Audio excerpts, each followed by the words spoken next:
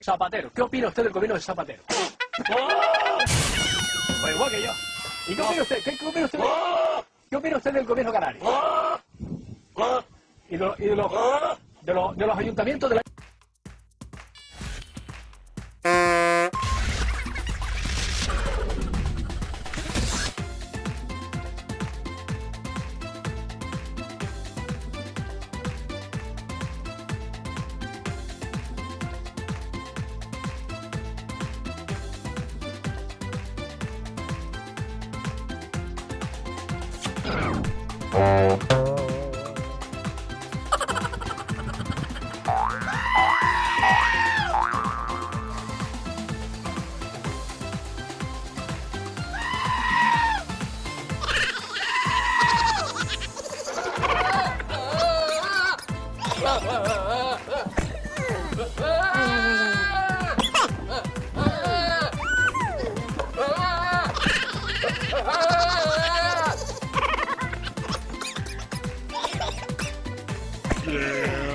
Oy, oy, oy, oy, oy.